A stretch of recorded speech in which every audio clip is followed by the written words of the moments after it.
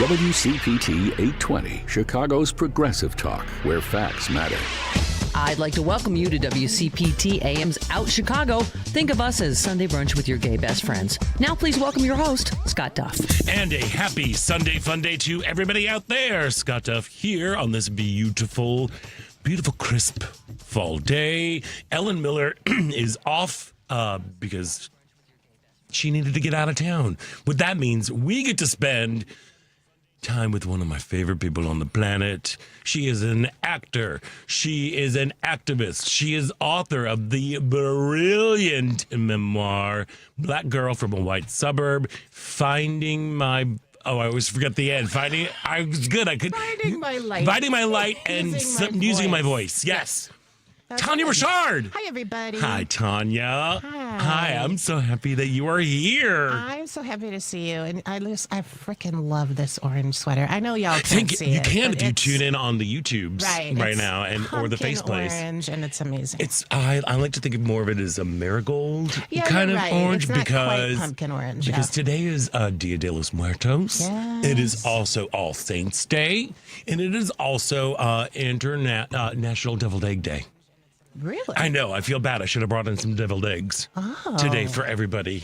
I thought about that, Scott, because you were such a talent in the kitchen. And I started to wonder why more food isn't involved. Oh, well, yeah. Because you can't really chat and eat at the same time, which is a little tricky. Well said. Ellen does it sometimes. Oh. But it's more of an excitement thing. But no, here's the thing. Since I'm married to a Southerner, the deviled egg department, that's Jerry. That is Jerry. Does he do something? Sorry. Oh, he can do some first of all, I think the best recipe for deviled eggs I have ever encountered is in the cookbook Turkey and the Wolf. Ooh. It's a New Orleans based restaurant.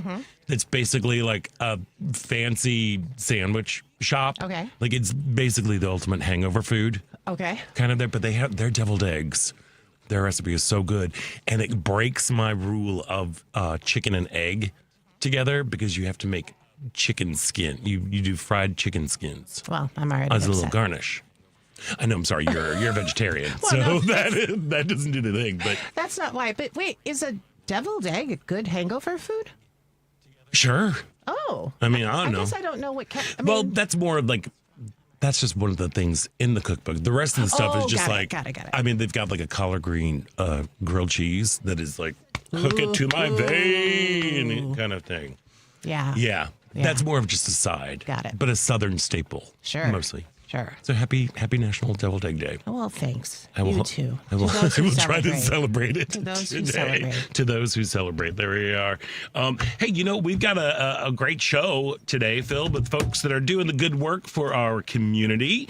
Angelique Munro has been entertaining Chicagoland audiences and lifting up the LGBTQ community for almost 3 decades. She's probably going to punch me in the neck for saying that. But, next Sunday, she continues her work with Angelique Munro's 16th annual Turkey Trot Thanksgiving fundraiser. It's benefiting GroceryLand, the food pantry co-founded by the late Mama Lori Cannon, who dedicated her life to feeding and uplifting our community. We're going to chat with Angelique later this hour about the show and about the two of them had a very, very special relationship. I'm so excited we get to talk about Lori. I know. And today, today at Sidetrack from 1 to 4 is a celebration of life for Lori Cannon. Oh, wow. Yes, I do think you need to register, but I bet you anything, if you go, there's going to be like a little QR code. It's free, but because it is GroceryLand and because it is Lori Cannon and celebrating her legacy, bring food. Right. Bring some canned food, some shelf-stable food, bring some, healthcare, menstrual products, or just bring some cash. Good old donations, because people are, as we're going to talk about later, things are going to be getting a little rough these days for folks. So Angelique Munro is going to be on the show a little bit later. Cannot wait to talk to her. I'm very excited about this. Dylan Blaha, a 32-year-old Army captain and biochemist, is challenging Democratic U.S. Rep. Nikki Budzinski for the opportunity to represent the Illinois 13th Congressional District. He describes himself as a fighter ally for the LGBTQ community. We're going to be chatting with him to discuss his platform, his decision to run for public office, and the importance of allyship right at the top of the second hour. And the 2025 class of Chicago LGBT Hall of Fame will be inducted November 6th. Very excited about these. Holy smokes, these folks are incredible. And Gary Chichester, one of the founders of the Chicago LGBT Hall of Fame, is going to be joining us later on in the show. And of course, we would love to hear from you. So give us a call at 773-763-9278. You can give us a call or you can text us at that number. Again, it is 773-763-9278. Of course, you can listen to us on WCPT 820 AM, on TuneIn, heartlandsignal.com, or you can watch the live video stream and bask in the glory of my sweater on the WCPT Facebook page or the Heartland Signal YouTube page. Tania Richard, the last time you were here, was it after? Yeah. It was. Yes, I think so. No, because I was filling in for Patty, that's right. and we had you on to talk about the your memoir, your wonderful memoir. Thank you. Black Girl from a White Suburb. And earlier, I guess last month now, since we're in November now, you performed the one-person show that goes along with it at Ye Olde Steppenwolf. I sure did. It was such a full circle moment, dream come true type thing. Partly because a big section of the book I talk about performing at Steppenwolf in my early 20s in the Song of Jacob Zulu. And so I was able to, at Steppenwolf, where my career began, where I had my first experience sort of being part of a majority, because it was a majority Black cast, talk about that show and relive it a little bit. And it was just truly a dream come true, to the point where I'm like, and I think I'm set. I'm like, okay, what's next? I don't know. Oh, I don't know. all right. I'm very, very satisfied with that experience. Well, there we go. You know I love what I mean? that. Yeah. It felt great. I'm so proud of you. Thank you. I am. You're my superstar. Thank you. There is something wonderful about performing at Steppenwolf. Oh my I will gosh. say. I love the Lookout space. I have been fortunate enough. I've performed in every space there except for the Ensemble Theater, the new one. The new one. I haven't performed in the garage. You have or you haven't? I have. Oh, you have? I've done all of them. Nice. And I love that 1700 theater. Oh my gosh. It is so great. So cool. Amazingly intimate. You're right. You can see everybody, and it really is. You're all in one room together. I mean, telling a story. This is very niche, but so the back wall at the 1700 is just all these posters from various sort of like iconic shows at Steppenwolf, right? And so as I was talking about the Song of Jacob Zulu, I was able to point to the poster that's been part of that design since its beginning. And then I refer to John Mahoney, and I can point to his picture of him, and then Kenny Free. I mean, it was like, it was so cool. It was so oh my cool. God, I just got chills. Yeah. So that's that sort of like feeling of like just when you've sort of worked that much on something and then you get to land it someplace like that. It was just awesome. Yay. You were incredible. That's great. Did you have a good Halloween? It was kind of non-existent just because all my kids are grown. And I'm, one of them has abandoned you. One has abandoned me, but we completely. got to see. Is she coming back? We got to see them yesterday. Oh, yay. Yay, because we went to visit their school because she's on the crew they did the play that goes wrong.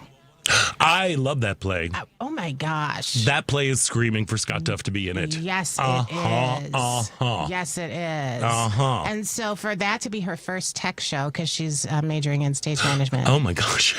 Because it's this show, everybody, with just all these technical elements.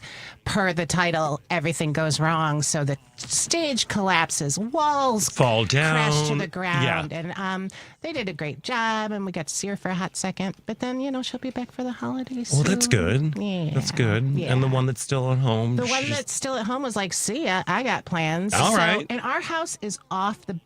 I mean, it's like kind of this weird, like you have to turn onto the sidewalk to get to our number. So we've never had a lot of trick-or-treaters. Really? Yeah. We don't even buy candy. What? Really. Do you get a lot? Well, we get none because I live in a gated courtyard. That sounds so bougie, right. but Yeah. I mean, Yeah. it's a courtyard that you can't. Because that used to be one of my favorite things to do is hand out Halloween candy. Yeah. So yeah, did you dress up? Did you do anything? No, my yeah. dog is not doing so great. It's kind of weird timing for us here at Out Chicago. I mean, Ellen just lost her pup. Oh, I didn't know that. Yeah. Sorry, Poor Ellen. Maggie. She was fighting lymphoma, I think. Oh, as my well. Yeah. gosh. So, and now Emmett, he's 14. Wow. He's a 14-year-old dog. He Wow. has epilepsy, and he has been on phenobarbital for 10 years. Oh, wow. So that does a lot to a little Yes. body. Yes. He's definitely slowing down, and he has been experiencing some abdominal Abdominal, yeah. discomfort. Yeah. So we were supposed to go see David Byrne Yeah. on Halloween, which would have been kind of wonderful, but instead we were home watching a sick pup. We had to monitor his heart rate every couple hours. And What's Emmett's funniest, quirkiest trait? Do you have one that you can? there are so many. Well, yeah. okay, here's the thing that this dog he's a very sweet dog because he's on this phenobarbital. Yeah. He's a very chill dog. Uh-huh. Right. He's Yeah. just stoned all the time. Yeah. So that feeling when you open up a door and you walk into the house and your dog's like, "It's you. You're here. Oh, yeah. It's you." Yeah, no, he never has. Not so he's much. never done that. He's always just kind of like, Hey, he's like, "Find me." He's like on our house is so just kind of like a cat. A little he bit. is a cat dog. Yeah. Yeah. He has become he is on our house is one giant dog bed. So it's like you got to find where I'm going to find me. And then So funny. and Jerry and I I guess I don't know if I should be saying this I don't know. because it will reveal our level of crazy. Oh, But why not? we have full conversations with our dog. that's not crazy. He It's talks normal. he talks back to us. Of course he does. Yeah. And for a while, when he first came to live with us, he went through a phase of calling us sucker MCs every time we picked up his poop. We've been listening to a lot of Missy Elliott in the house, and he picked that up. So we just give him sucker MC, and then we pick up his. I Yes. love that. Yes. So we are watching him closely, and we're making him comfortable, and we've got to follow up with the vet tomorrow. And girl, let me tell you, I made, again, bringing up the Southerner and food. Yeah. We made some Southern comfort food last night. I made chicken and dressing. Ooh. And spinach Madeleine, Ooh. which is basically just a carrier for cheese. Is all. I mean, we basically A cheese vessel. It was a vessel for cheese, and we consumed our vet's bill's worth of calories yesterday. You are doing. Let me just say, you are doing everything right. We're trying. Everything right. And he's got a little arthritis in his legs, and our TV is in a lofted space, so we didn't want. He can't really climb the stairs, so we bought a projector, and we took some art off the walls, and we've been watching movies on our wall downstairs, so we can all be together. That's beautiful. Yeah. Speaking of which, I did see your Facebook pictures, and I did see that you watched Carrie. And Yes. I caught it the Yes. other night, and my gosh, that's a good movie. It's so good. It's so, it's good. It's Piper Laurie is so Wow. good. So we have a weird connection to Piper Laurie. Jerry actually used to be her assistant. No way. Yeah, back in the day. She's brilliant. Oh, she's fantastic, and she has this great story about shooting Carrie. She was a little should I do this part or whatever? And she's like, okay, I'm committed to it. And we're going to do this. She plays Mrs. White, Carrie's mom. She is a very fervent believer. Yes. Yeah, believer. And I believe her first day on set was when she's going and visits, is it Susan? Yeah, Susan's mom's house. Amy Irving. Yeah, Yep. Amy Irving's, but her mom, who actually was Amy Irving's mom in real life. No way. Yeah. We're learning things. Look, come to me about Halloween fun facts because like we really embrace it. Whoa. Yeah. So she did the scene as she was doing the scene, and if you've seen the movie, you're like, whoa. And after the first one, Brian De Palma came up to her and was like, "Hey, why are you making this? Like, you're making this. It's coming across as really, really funny right now." And she went, "Well, this is a comedy, right?" Oh my gosh. And he stopped and went, "Yes. Oh my yes, it is. gosh. Go with that. Go with that." So that is how she got this big, broad performance that is still so terrifying and so believable. Because she was like, "I'm going to play it as if it was kind of a comedy." Okay. I love that story for so many reasons. That is fascinating. Yeah. Yeah. We take Halloween very seriously at our house. You know, Yeah. we started on Thursday when we were still we were keeping Whoopi, that's what we call him, Emmett Otter. We were keeping Emmett Otter, our little whoops, just safe. And we had some friends over, the old neighbors and the new neighbors came over. We had a fire pit outside, and of course a little outdoor movie. We call it the fire pit drive-in patio. Nice.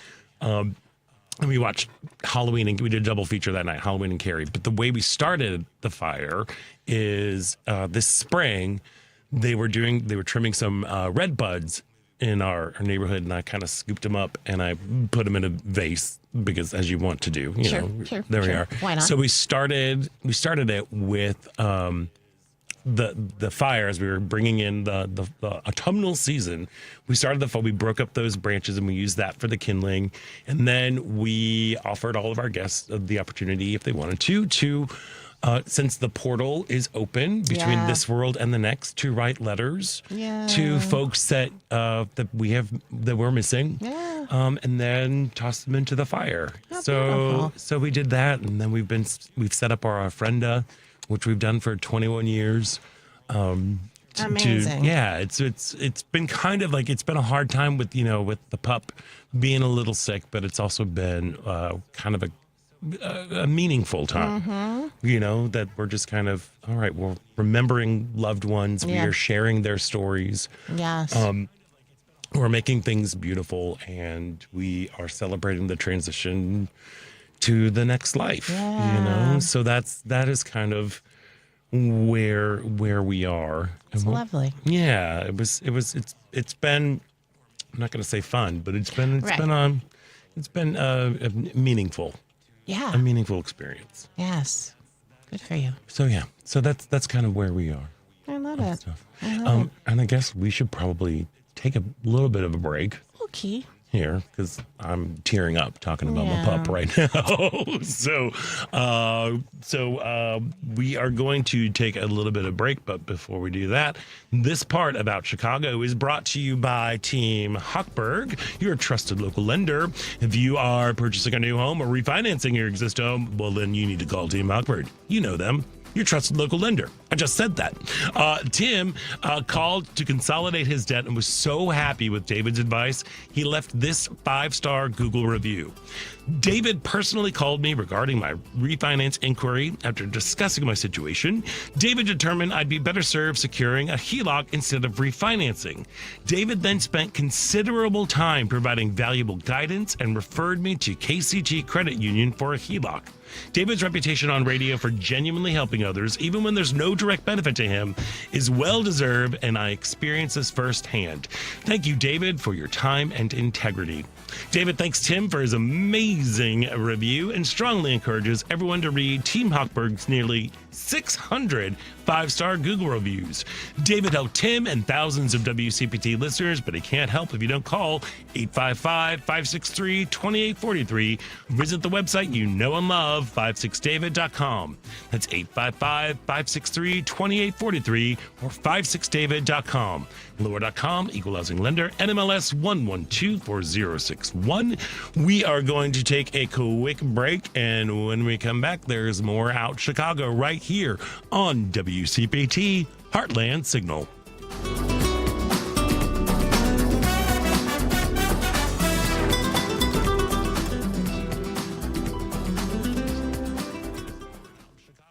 This is a WCPT Civil Rights Snapshot. Percy Julian was born in 1899 in Birmingham, Alabama. His mother was a school teacher and stressed education. Percy achieved academic success throughout his youth and graduated from DePauw University in 1920.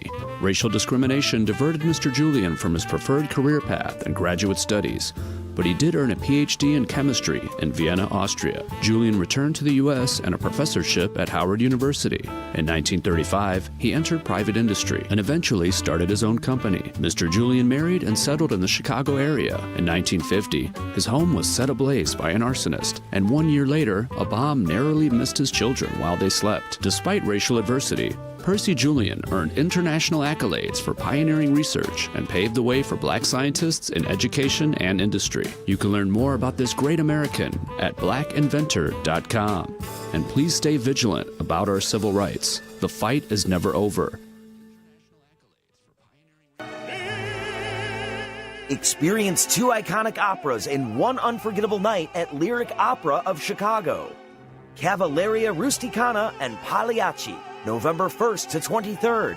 Don't miss world-renowned tenor Russell Thomas as the tormented clown in Pagliacci, in an operatic pairing where passion, betrayal, and raw emotion take center stage. Just 8 performances. Tickets at lyricopera.org. WCPT replay. You know, I hear a lot of people saying that they hate Illinois. They hate Cook County. You know, they literally, you can just see the passion and the anger when they talk about that. I can't wait to move away and move away. And everybody talks about getting out of the state, which, and I'll be honest with you, I love it here.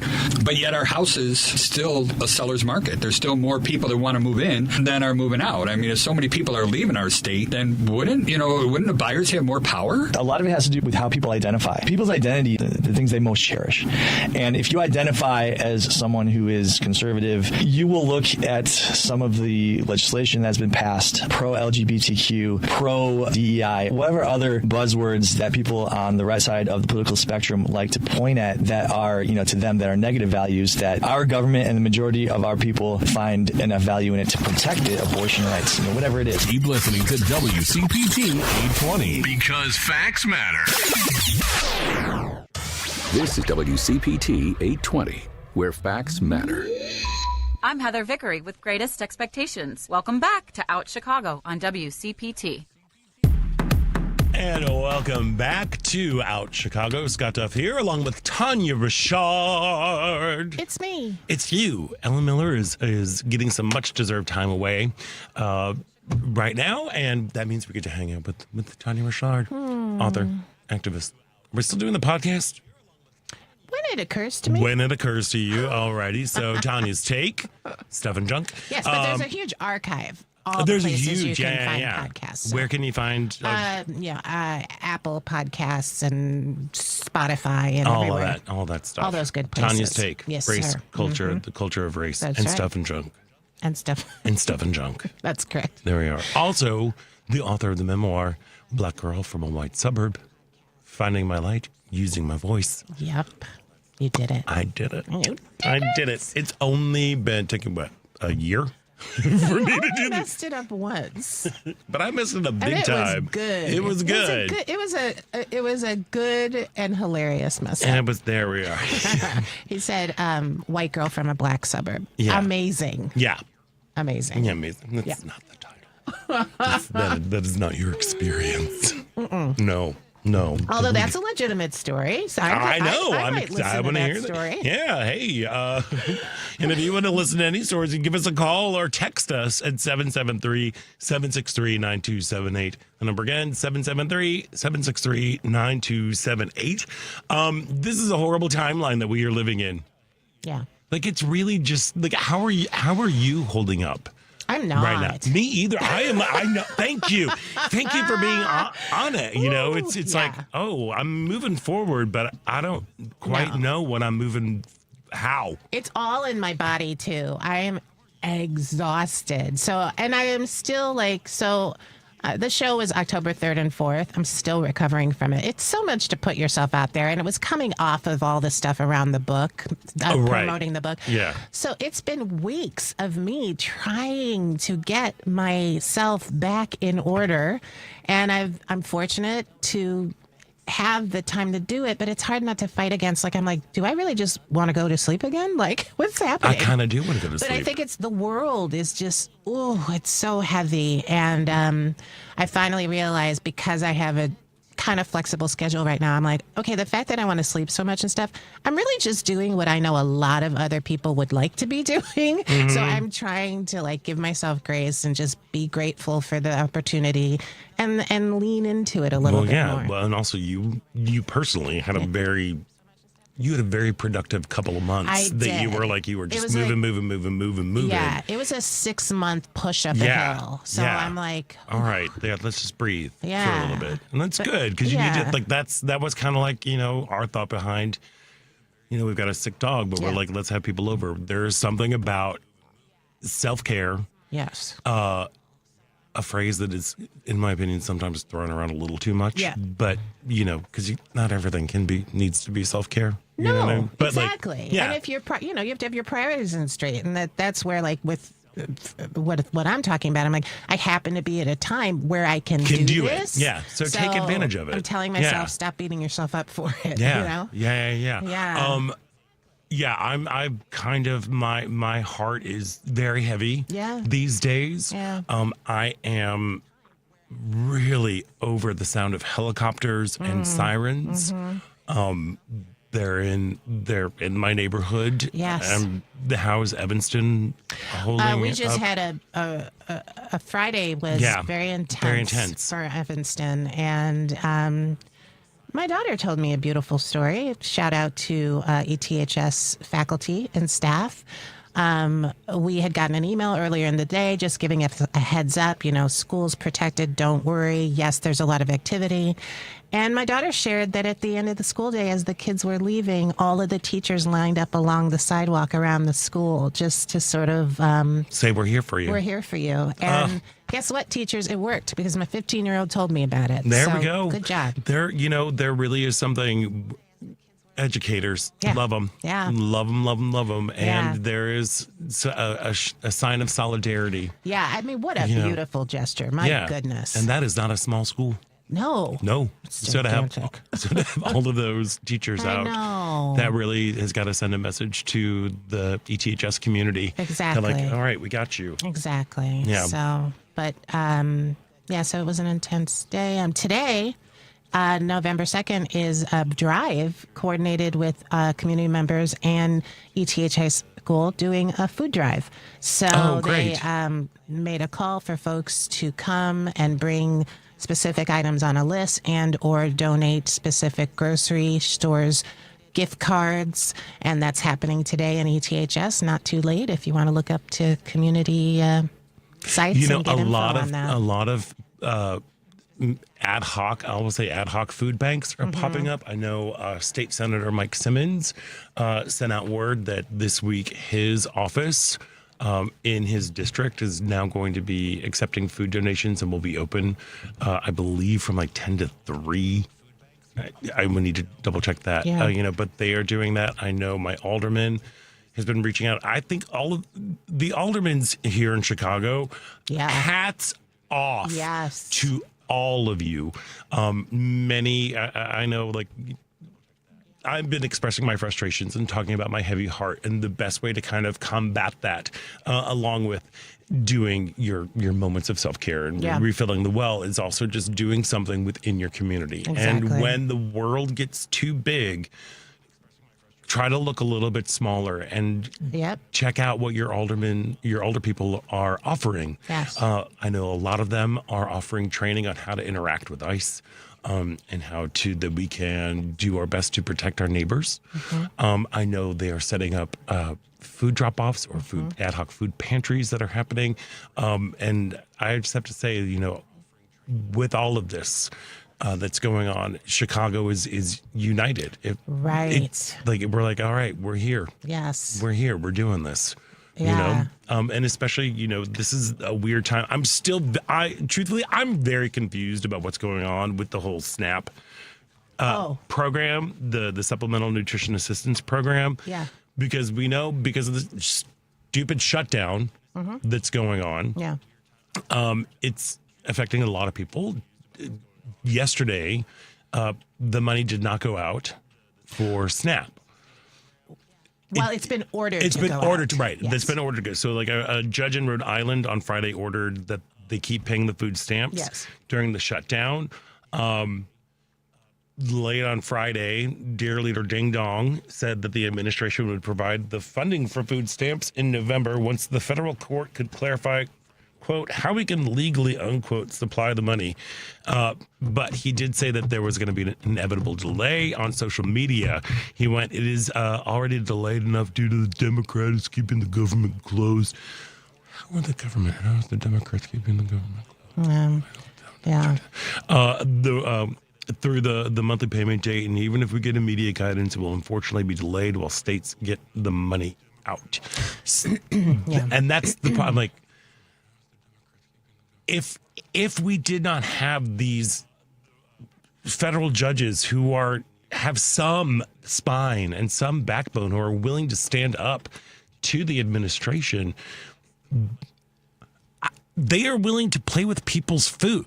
I mean, feeding America. Yeah. That is where we are, friends. People who are out there who are mega people. I don't understand. Please tell me, how are you winning? How are you winning right now? I don't see it. You clearly have something that you believe in, but I'm not quite sure what it is.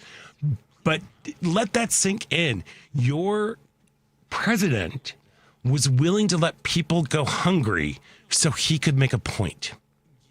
Yeah, and the truth is I don't think I don't know if he was willing to do that. And the reason I say that is, remember, all of it being by design, they've all been aware that there's this reserve for if the government is shut down. Right. So it's about creating fear and anxiety. And I do think of the families who have been up to the last minute worried about getting their money. Right. And so, you know, and even within the Republican Party, finally, there are people going like, this is actually the line. We're not going to do this. We're not going to do it with health care.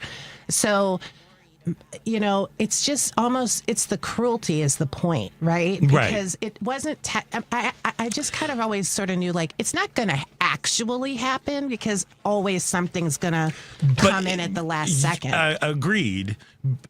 So I guess my question is, does he think that this is going to be like a savior moment? Of like, I have released the funds.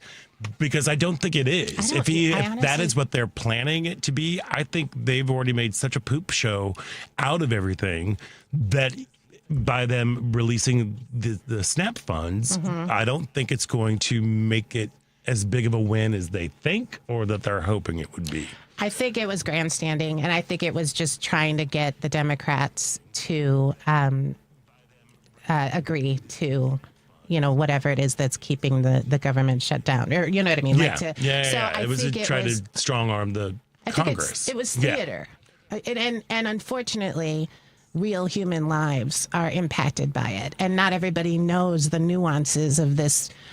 I want to say the word effery that is creating this, like, you know, last second this, last second that. Like, not everybody knows, like, most likely they are going to go into the reserve. Meanwhile, they're frightened, they're anxious. And again, that's the point. The cruelty is the point. I feel like he was even distracted. I don't even think he was thinking about it that much. No, because he was going to go get a crown over in Korea, and he was walking around like a... Exactly. So that just layers the level of cruelty, because it's not even in I don't think it was even in the forefront of his mind. He's like, oh yeah, the thing about people starving, right, you know, like amongst all the other things that he's piling on. I don't know. It's just So I guess that's another question that I have for MAGA. Are you enjoying the cruelty? Is this like, you see what's happening, you see the cruelty, we see that cruelty is the point, we see that creating fear and anxiety is the point. Is that what you are saying in your Christian nationalist heart? That you want? You want to just create unease and fear among people? I think it's important to remember that there's sort of different camps, right? So there are the people who it's finally getting through to, like, oh no, we can't take it to this level. Right. But then you have to also remember there are the people who think that people use the funds from SNAP to buy alcohol and to buy iPhones. Right. And that if they would just go to work. So, like, you have to remember, like, they're not seeing it as cruelty. They're seeing it as consequences. And that's the issue. Like, there's that much humanity we need to try to somehow wrestle back into them. Ugh. And that's the, because from our minds, it's like, how can you look at this and not see this? But they think it's people's fault. And that's the And then you've got problem. You've got Secretary Brainworm, who's out there saying, like, they can't buy soda, Exactly. cookies on this thing. It's like, you know what? Is somebody who, like, what about a kid who's got a birthday that comes up? Oh, yeah, the sort of like litigating of what people buy. Can buy. Like, we don't want processed. Well, and then on top of that, there's the fact that I kind of forgot what I was going to say, but yeah, the misinformation, in their mind, is somebody who's not legally in the country is benefiting from SNAP. No, that's not true, right? So it's like, remember, there's this chamber of misinformation being fed to people, and that's what they're operating from. They're not operating from the rational argument, which is partly what it's like. How do you get through to that? You have to undo so much misinformation. Yeah. Which is why. Go ahead. Sorry. Which is why, going back to what we were saying before, that I always talk about, like, implementing change, undoing systemic issues is so often like you're in a dark room and you're lighting your step with a flashlight, one step at a time. It's not floodlights, but that's why this local work is so important, right? Because that really is how you counteract it. Instead of getting in some argument with somebody online about whether or not they're buying soda or alcohol or whatever, you're starting a mutual aid or food drive in your neighborhood, in your community. And that's what we have. It is. I can always rely on you to turn it around and make it a positive. Oh, I love it. Hey, we should probably take a break. And speaking of positive influences, I'm very excited. We're going to be speaking with just Chicago entertainment legend Angelique Munro on the other side of a break. So stick around. You are listening to Out Chicago right here on WCPT Heartland Signal. This is First Take at Daybreak with Al Kendall. Sundays, 7 a.m., where sharp minds meet real conversations. From city programs making a difference to guests shaping Chicagoland's future, Al's got the mic and the message. You'll hear from folks like Board President Tony Preckwinkle, city and county officials, and maybe even your alderman.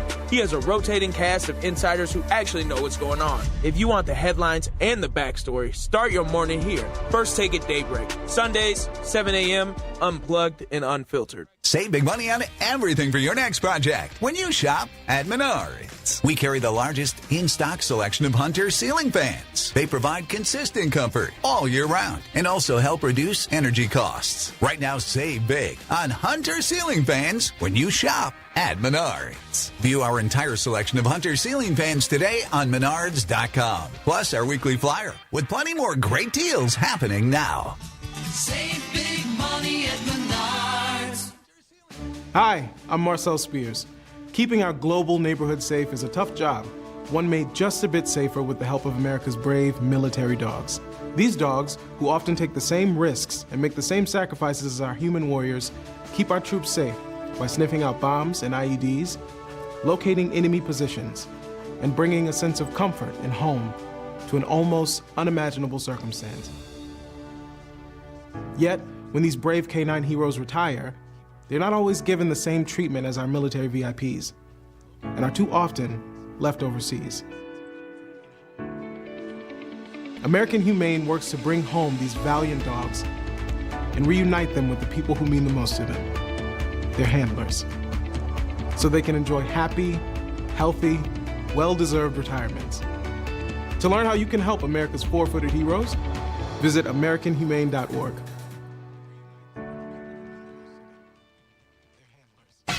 You're listening to WCPT 820 because facts matter. Hi, this is musician Homer Mars, and welcome back to Out Chicago on WCPT.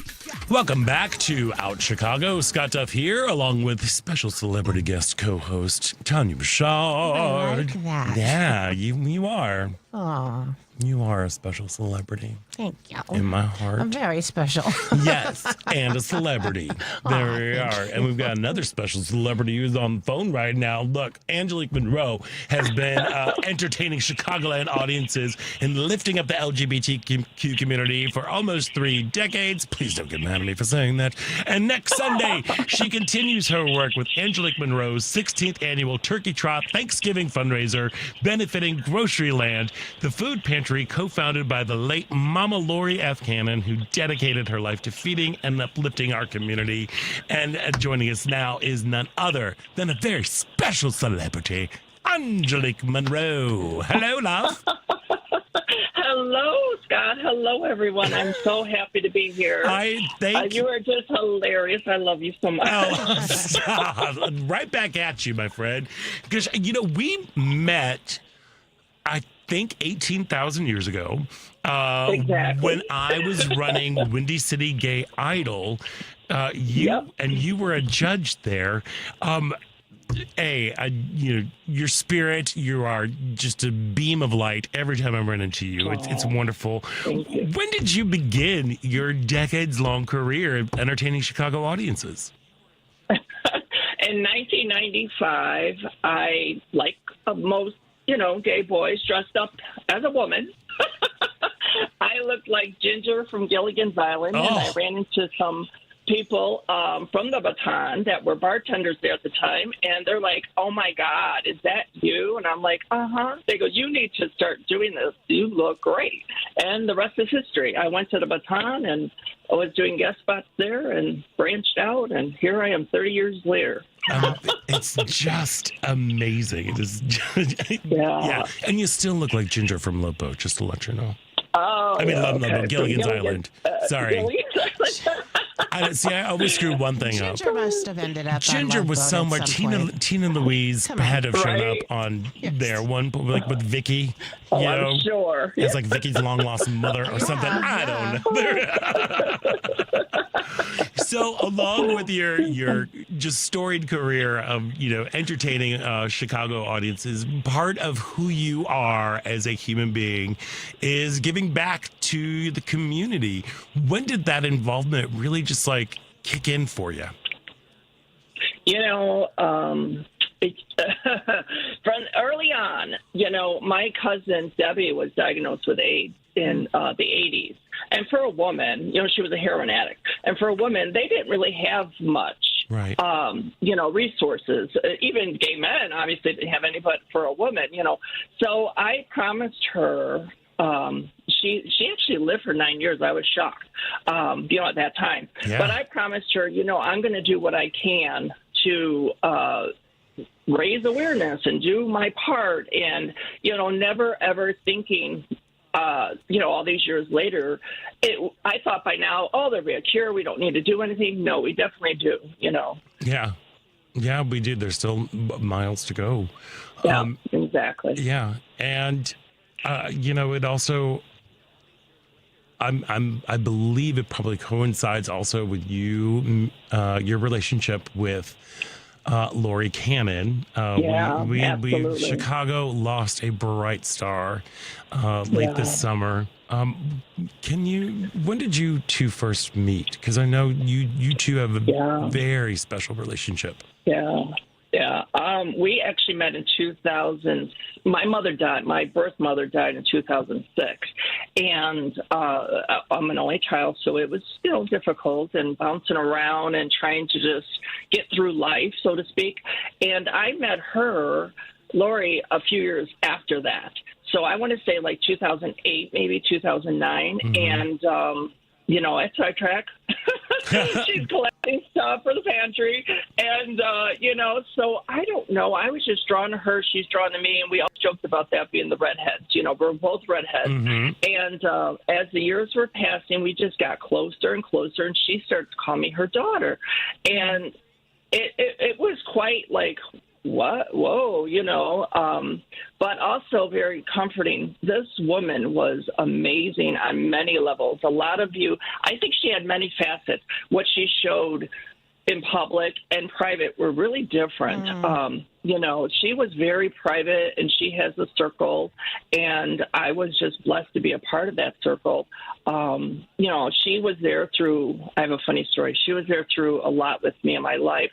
In 2013, I had major stomach surgery, almost died. I was in Illinois, Masonic. My birth family, my aunt and my cousin shows up. They won't let them in because Mama Lori is here. She's walking through the emergency room saying, "Where's my daughter? It's Mama Lori." And I'm like, oh, my God. It's so funny.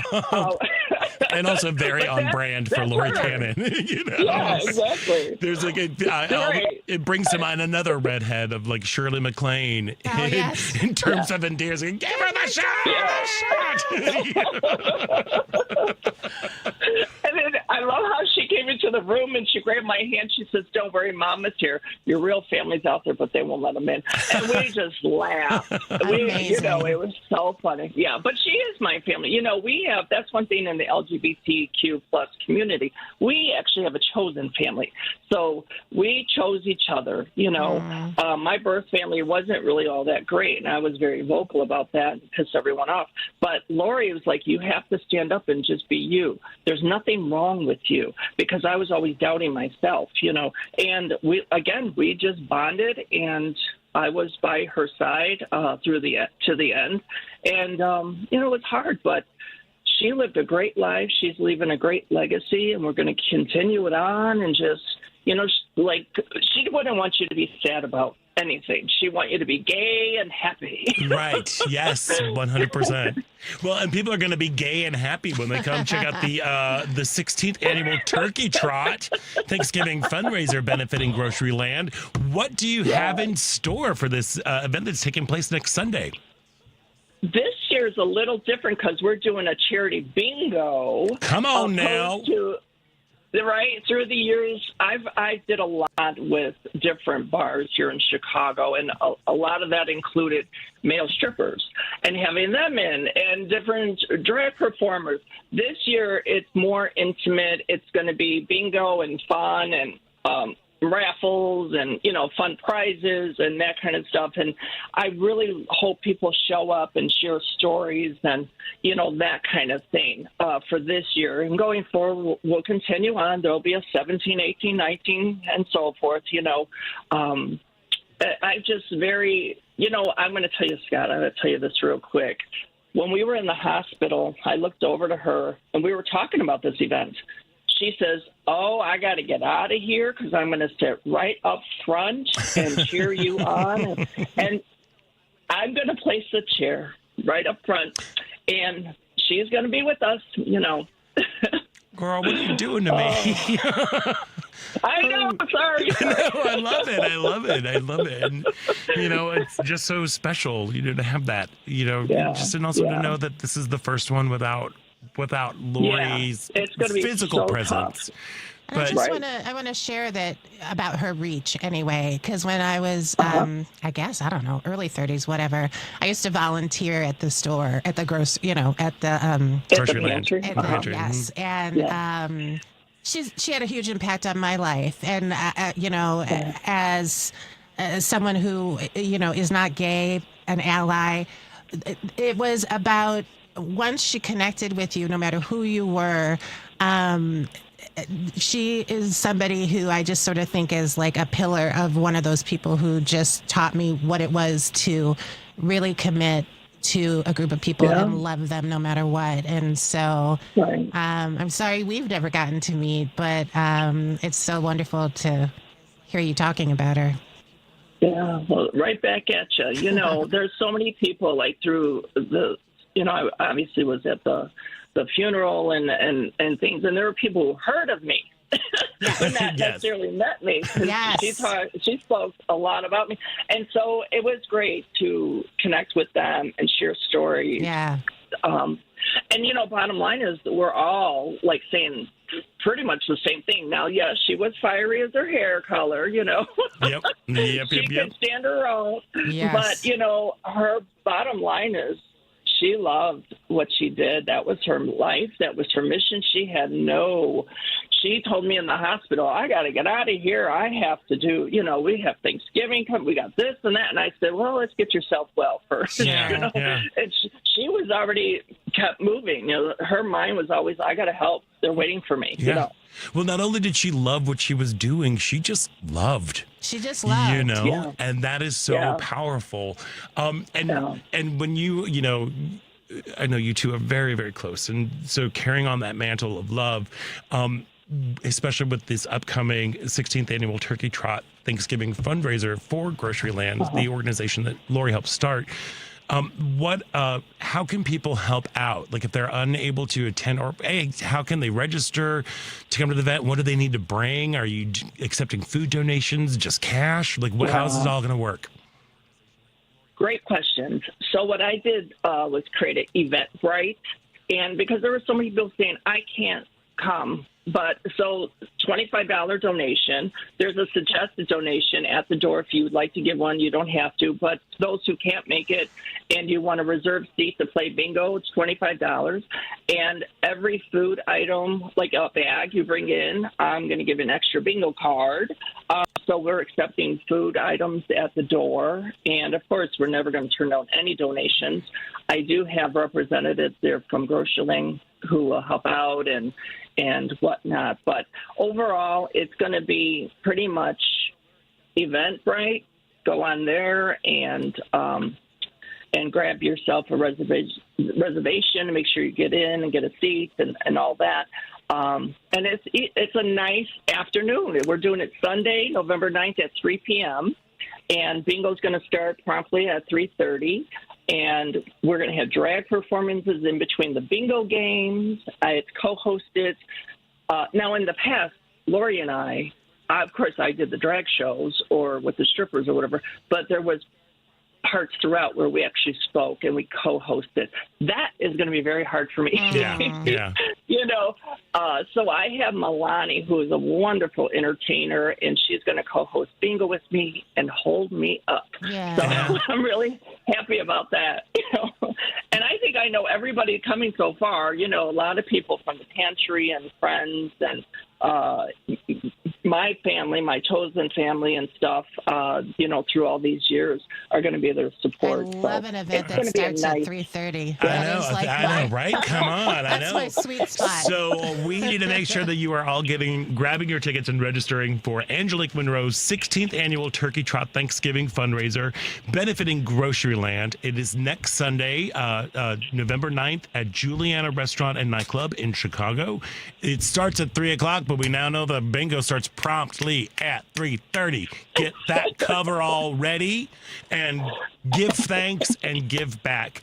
Angelique Munro, thank you so much for taking time out today. Thank you. Enjoy the celebration today at Sidetrack, because I think we have, again, laughter through tears is my favorite emotion. And I think that is, and lead with love as Lori would. Yes. Yep, absolutely. Thank you so much. I appreciate it. And I appreciate everybody. At this time, everyone's been so supportive. And thank you. Well, I know she's smiling down. I know she is. She's with us everywhere.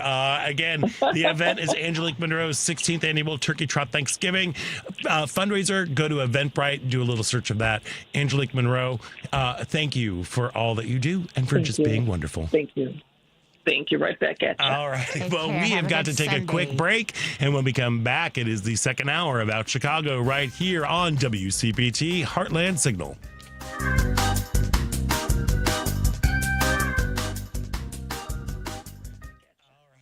Favorite sentence in the entire world. Here comes Kathy Griffin, hero of democracy. Hello. Oh, we going to do this? Because I know we're both going to want to talk at the same time because it's a love fest. I am so in love with you. You are so important and wonderful and funny and brilliant, and you are who I aspire to be. When I grow up, I want to be you. No, you. Stephanie Miller, weekday mornings 8 to 11 on WCPT 820. Step back in time with Give 'em Hell Harry, the fiery one-man show starring President Truman's own grandson, bringing laughter, leadership, and history to life. Friday, November 7th at 7:30 p.m. at the North Shore Center in Skokie. Then celebrate Joe Cocker's Rock and Roll Hall of Fame induction with Mad Dogs and Englishmen, a tribute to Joe Cocker and Leon Russell. Saturday, November 8th at 7:30 p.m. Get tickets at Ticketmaster.com or the North Shore Center box office. Wendy's is open till midnight or later, so you can give in to the craving and go night mode. Now all of your favorite menu items just got their bedtime extended. You can get what you want even later, like the Baconator with 6 strips of bacon, or the perfect fries and Frosty Duo. If you're up later, then so are we. So go ahead and pull through the drive-thru. When the craving hits, go night mode at Wendy's. Open till midnight or later. All right, see ya later. At participating U.S. Wendy's, hours may vary. Facts matter now more than ever. This is WCPT 820, Chicago's progressive talk. We're your source for truth. NBC News Radio, I'm Lisa Carton. The U.S. military has carried out another deadly strike on an alleged drug boat in the Caribbean Sea. 3 alleged narco-terrorists were killed in the operation. In a post on X on Saturday, Secretary of War Pete Hegseth said that the vessel was, quote, known by our intelligence to be involved in illicit narcotics smuggling. Hegseth went on to say the boat was transiting along a known narco-trafficking route and carrying narcotics. This marks the 15th strike the U.S. has conducted since they began in early September. A federal court is ordering the Trump administration to start paying out SNAP food benefits. On Saturday, the Rhode Island court said the administration must present a plan by Monday to either make full payments on that day or partial payments by Wednesday. The program for low-income Americans has been suspended because of the shutdown. New York City mayoral frontrunner Zohran Mamdani reportedly received praise from a top member of the Democratic Party on a private phone call Saturday.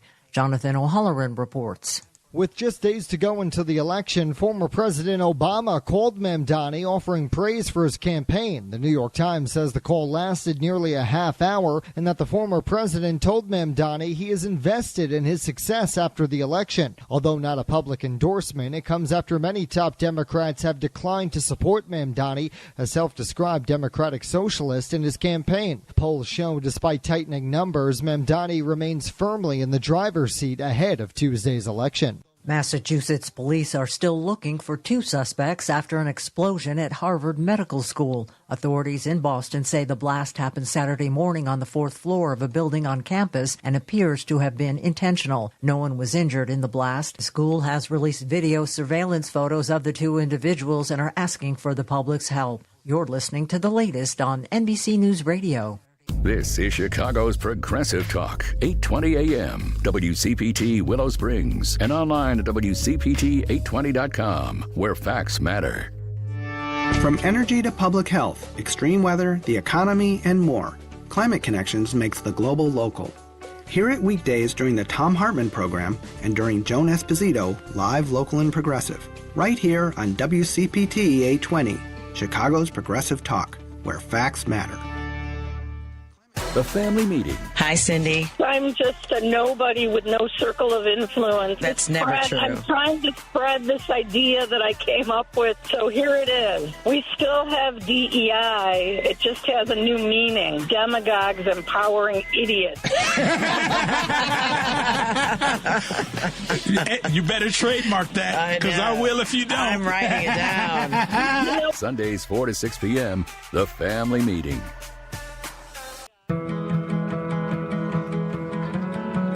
Every day, Mark fights retinitis pigmentosa, a blinding retinal disease. But even while his vision is taken, his family gives him hope. Because whether he's helping run their business or enjoying time at home with his wife and sons, Mark knows he's not fighting alone. For 50 years, the Foundation Fighting Blindness has funded research into treatments and cures for blinding diseases, providing real hope to those fighting vision loss. And our nationwide community of local chapters provides networking and support for people with vision loss, as well as their loved ones. Because the best way to fight against blinding diseases is to fight together. And for Mark, winning the fight against vision loss means being there for his family. The Foundation Fighting Blindness. Together, we're winning. Learn more about how you can help us end blinding diseases at fightingblindness.org. Alexa, play WCPT. WCPT from TuneIn. I'd like to welcome you to WCPT AM's Out Chicago. Think of us as Sunday brunch with your gay best friends. Now please welcome your host, Scott Duff. Welcome back to the second hour of Out Chicago. Scott Duff here, along with author, activist, someone who knows how to work a mic. Yes, I do. Yeah, work that mic. Tania Richard, author of the amazing memoir, Black Girl from White Suburb. I have to pause because it was so close. I always screw it up. I don't know. I get it. I know. No, you don't get it because that is not the title.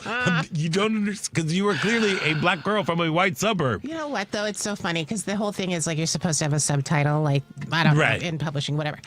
I would have been happy to call it Black Girl from a White Suburb, which I know is not where the hiccup happened. I mean, that's where the hiccup is. But whenever the subtitle gets included, I'm like, it's so long. Finding your I've just light. started. I know. I've just started calling Black Girl from White Suburb. No, but it's great. Show's Black Girl from and White Suburb. and the solo show that was just at Steppenwolf, and we're so happy to have you here.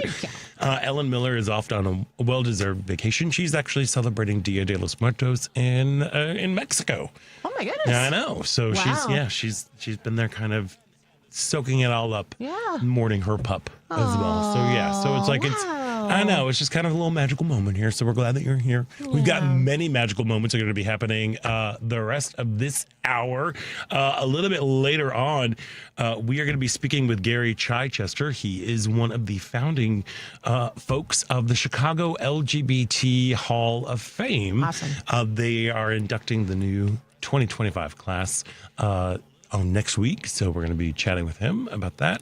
And you know, as you've talked about, like, being an ally, and we were talking about Lori Cannon, who was the ultimate ally. Again, there's a celebration of life going on for Lori Cannon today from 1 to 4, I believe, at Sidetrack. Make sure you bring canned foods, shelf-stable things, health products, or just good old-fashioned cash. I have a quick Lori story if we have time. It's okay if we don't. We can do it. Why don't we do that at the end? Yeah, because I don't want to keep our next guest on hold because it's very exciting. There is a primary challenge brewing in the Illinois 13th Congressional District. 32-year-old Army captain and biochemist Dylan Blaha is challenging Democratic U.S. Rep. Nikki Budzinski for the opportunity to represent the district. And joining us now is Dylan Blaha. Dylan, welcome to the show. Hey, thanks for having me. Can you guys hear me? Yes, we can. Thank you. Can you hear us? Yeah, I can. Yeah. Fantastic. Thank you for taking so much time out of your day today to join us. I know that's got to be a major resource for you right now. But as I ask all candidates who are running for office, why are you running? I think right now, really just more than anything, it's being a candidate that meets the moment and is willing to call out Republicans on all their BS, but also challenge Democrats who don't fight for human rights, for equal rights throughout America. So, I think. But can you hear me? Now we can. Yeah, you dropped out a little bit. Okay. I have a lot of disappointments with the Democratic Party, but a lot of it comes back to they don't challenge the Republicans when it comes to rhetoric on immigration, on defending the LGBTQ plus community. So these are issues where I really want to fight back and make Democratic Party in the future. Yeah, that is very good. That's a great reason to be running, and I love the fact that you've also decided to lead a grassroots campaign. What went into you choosing that path? I think for me, a lot of it is the fact that I believe in universal health care and I believe in other policies like the Green New Deal. And I think for a lot of those policies, you need to be grassroots because I don't want a corporation to tell me what my policy should be. I've met canvassers that have told me, oh, yeah, there were certain things I wasn't allowed to say at the doors because of who we took money from. That's not okay, and that's something that I want to make sure that we can stand firm in all our policy decisions. That's great. Yeah, that's amazing. What's the final push for you that was like, because all of us have moments where we're like, I feel helpless, I don't know what I can do. What was that moment where it just was like you decided you were going to run? Yeah, so I was disappointed with a couple of Nikki's positions. She voted for the Lake and Riley Act, which enabled what ICE is doing right now, ripping our community members from the streets. And then I found out she voted for the NDAA and kind of justified her vote taking away gender-affirming care from children of military members because she got a boot deal out of it. And then there's also, APAC money that she receives too. But honestly, for me, there was a town hall in April where one of our community members asked, they said, hey, we're really scared right now. What can we do to fight back? What can we do? And she said, vote for me in the next election. And I thought that's the wrong answer right now because we need people that are educating the community, that are bringing them together, because we don't even know if there will be a free and fair election next year. We need to fight to make sure there is one. Well said. Well, okay. Sorry, that was a little shiver moment going like, oh, he said it out loud, Yeah, no, it's so well said. So what are you, as you're out there running your campaign, you were out there canvassing, what are some of the issues? First of all, remind our listeners exactly where the 13th Congressional District is. Yeah, so it is a little, they call it redistricting. I call it gerrymandered. But so we do have, it runs from Champaign-Urbana to parts of Decatur to Springfield, all the way to the East St. Louis Metro East area. So it cuts like Illinois in half. Top and bottom. Yeah, it's a pretty big, and you are correct to use the word gerrymandering because yes, we have done it. We have done it on our side as well. So as you were out there in like central and southern Illinois, what are you hearing from folks as you were out there? Proposing you're talking. What are their biggest concerns right now?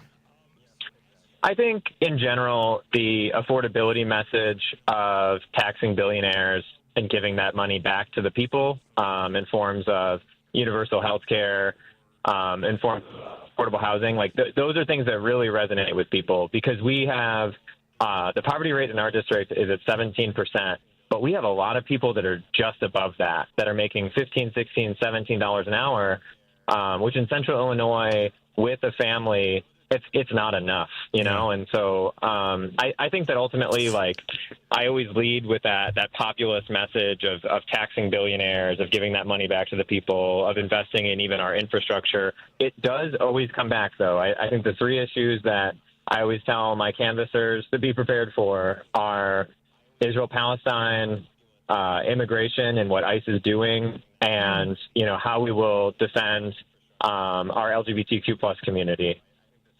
Amazing. And so what are your responses to those questions? I'm like, do tell, because, this is a lot.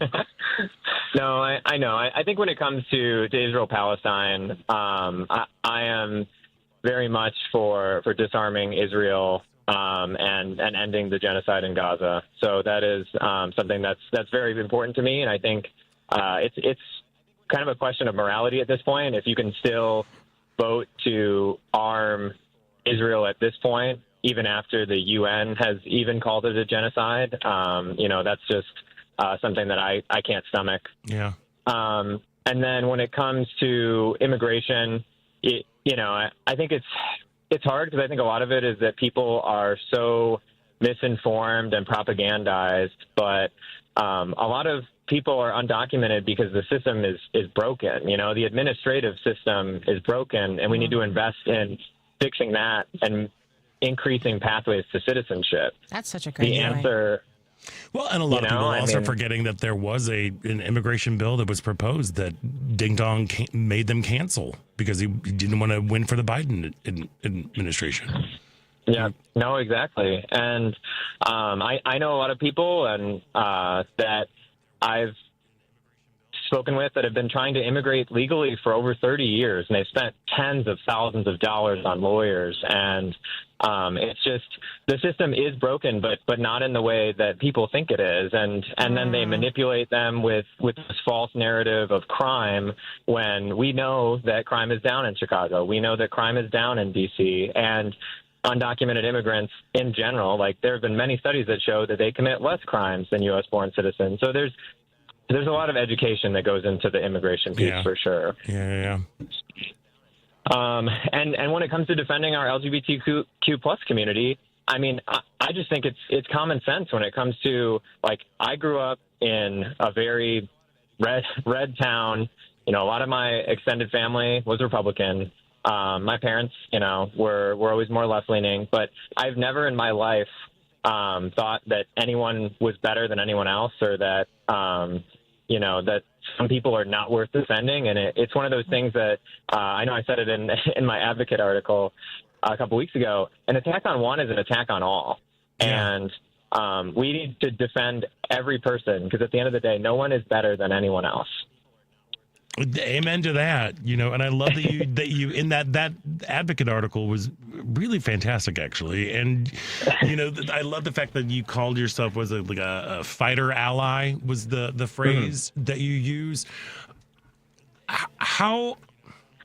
Why is it important to keep these issues at the fore when some in the Democratic Party are shying away from LGBTQ issues, particularly those around like trans rights? What is it for you that is driving this?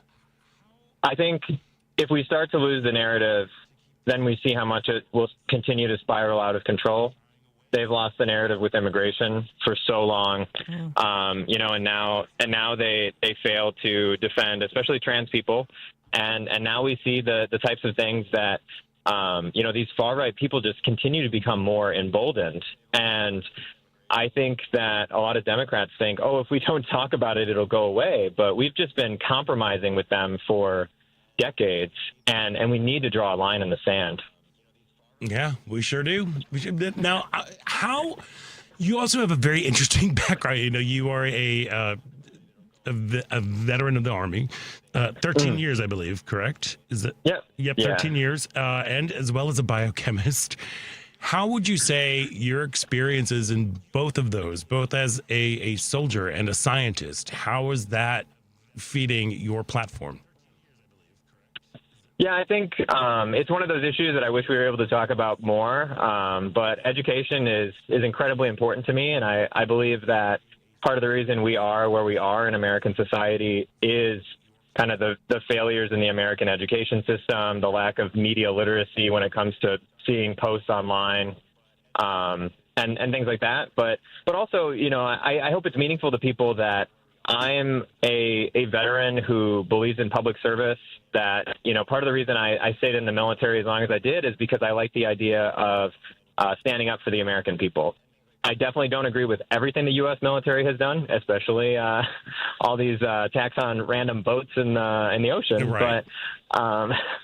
But I believe in the value of public service. And to be honest, like, being in the military was what helped me go to college in the first place and kind of get that pathway back up to the middle class. So, no, it's definitely something that I think it drives a lot of what I do. And I tell people that I'm not a politician. When I sit in these rooms with a lot of these establishment politicians, I just think, there's so much ambition in here, and that's not what I have. I just see a system that's broken, and I just want to fix it for everyone. Well, I beg to differ about the ambition. Right. Veteran, what is it? Biochemist. Biochemist. Yeah. I beg a little to cancer differ. research thrown in there for a soupçon of cancer research. Yeah. So we've got folks who are listening like all over the state and all over the country right now.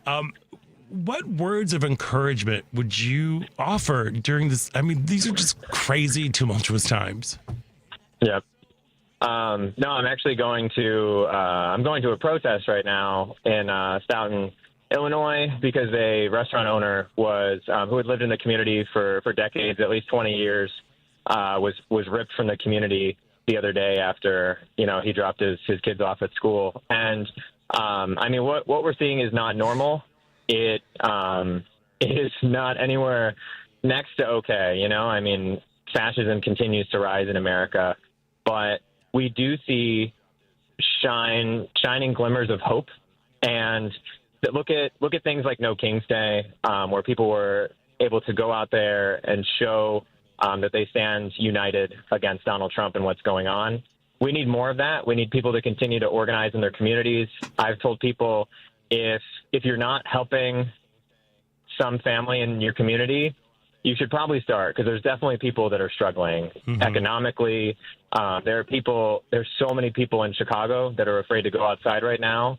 And I know some of my friends have really helped to organize things like collecting candy for kids that are afraid to go outside so they can still get candy on Halloween. We need to do that every day. And sometimes it's hard because we don't necessarily always know the best route to take, but we need to fight back in any way we can. And sometimes that's targeted boycotts. Sometimes that's going to a protest. But we can't let them win, and we can't let our rights be taken away in advance. Amen to that. So I think we're on the same page. Start small. Start with your community. Yeah. If your community is too big, start with your neighbor. Just Exactly. check in there. How can folks find out more about you, your platform, and offer their support if they are able to? Yeah. Our website is DylanForIllinois.com. That's DYLANFOR Illinois.com. And my handle on most social media platforms like Instagram, TikTok is at Dylan Blaha for Congress. So yeah, definitely check us out. We're grassroots, but we've honestly in the last couple weeks we've doubled our total donation. So we're gaining steam quickly, and we're really excited to take on the establishment and just build a better Democratic Party. Well, Dylan Blaha running for the Illinois 13th Congressional District. You are definitely walking the walk, as it were, service-minded and just wanted to help out the community. So thank you for very much, and best of luck with you on this campaign.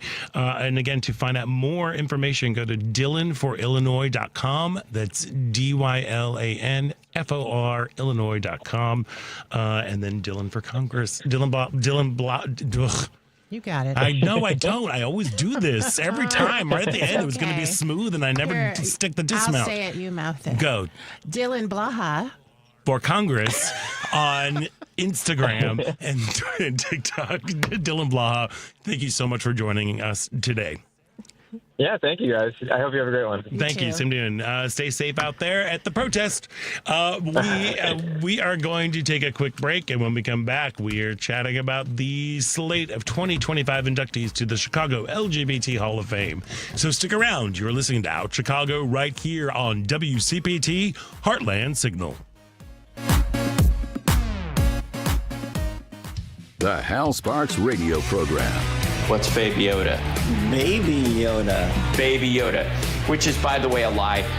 Yoda is a human being. That's what we look like when we're 900 years old. That's how we age. There is no Baby Yoda. Sorry to burst everyone's bubble. Well, he's 50 years old, so. Hal Sparks, Saturdays from 11 to 1 on WCPT 820, Chicago's Progressive Talk. Experience two iconic operas in one unforgettable night at Lyric Opera of Chicago. Cavalleria Rusticana and Pagliacci, November 1st to 23rd. Don't miss world-renowned tenor Russell Thomas as the tormented clown in Pagliacci, in an operatic pairing where passion, betrayal, and raw emotion take center stage. Just 8 performances. Tickets at lyricopera.org. This is a WCPT Civil Rights Snapshot. Many know of Dr. Martin Luther King Jr., but few know of his right-hand man, Bayard Rustin. Rustin was born in 1912, raised by his grandparents, who taught him the Quaker values of peace and nonviolence. In college, Rustin grew an interest in socialism, joining the Fellowship of Reconciliation, working with them for 10 years before Rustin was fired and arrested for being caught having sexual relations with another man in a parked car. But his time there wasn't for nothing, as it was there he met A. Philip Randolph, who convinced Rustin to meet with Dr. King during the Montgomery bus boycott. Rustin, along with writings from Gandhi, urged Dr. King to accept pacifism as a way of life. Rustin showed brilliant strategies and organization skills, which led to him organizing the March on Washington, having thousands of people attend. However, this partnership would not last, as Dr. King distanced himself from Rustin after Congressman Powell threatened to use Rustin's sexual orientation against Dr. King. Rustin continued to work with Randolph for civil rights and gay rights until his death in 1987. Please stay vigilant about our civil rights. The fight is never over. Chicago's Progressive Talk, WCPT 820, where facts matter.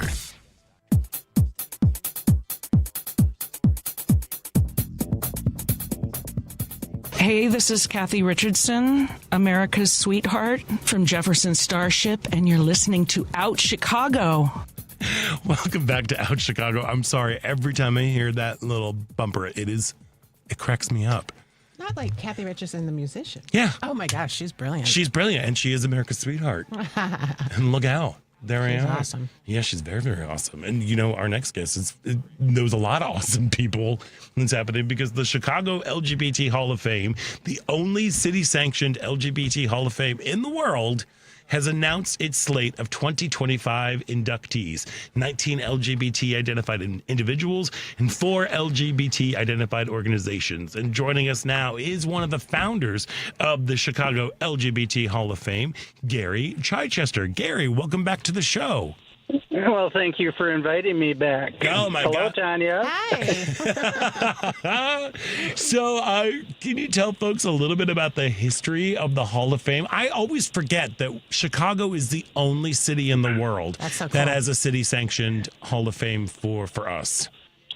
Well, when the mayor of Washington was mayor of the city, he encompassed LGBT folks into the Commission on Human Relations. And that started, we became one of 8 different consuls on the Council on Human Relations. And what we wanted to look, now that we had a seat at the table, we wanted to do something that would bring attention to the community. So the Women's Council at the time was doing a Hall of Fame. We thought it was a good idea, and that Tom Domkowski, Linda Rogers, and others decided to start the Hall of Fame in the LGBT community. The Women's Council stopped doing it, but we continued on now for the past 30. This will be our 34th annual induction ceremony coming up this Thursday at the Chicago History Museum at 5:30. And if you go online to www.chicagolgbthalloffame.org, you'll be able to register and come to the event. It's going to be I think, a very large and well-attended event this year. Yeah, it's very exciting. This class is just extraordinary, first of all, and I think also we agree on that. Yeah, and I think that just right now the community needs community. We need fellowship. We need to be with each other, to celebrate our works and to lift each other up. What exactly is the process of getting inducted into the Hall of Fame? We ask for inductee nominations from the community that send them in. And, a couple months ago, we put a feeder out to, put nominations in. Then a selection committee made up of past individual inductees make the final decision on those nominations that were submitted. And then the selection is made from those. Well, and as I said, this new class of inductees are just some extraordinary people, several of whom are friends of the show. Can you tell us a little bit about the new class of 2025? Well, there's so many of them now. We have everyone from theater to sports to community activism, television folks, And if you've been to a pride parade in the last 10 years, you realize all those beautiful balloons were nominating Tommy DeLorenzo, Balloons by Tommy, who passed away. And we're very excited about that because he brought such joy to the community.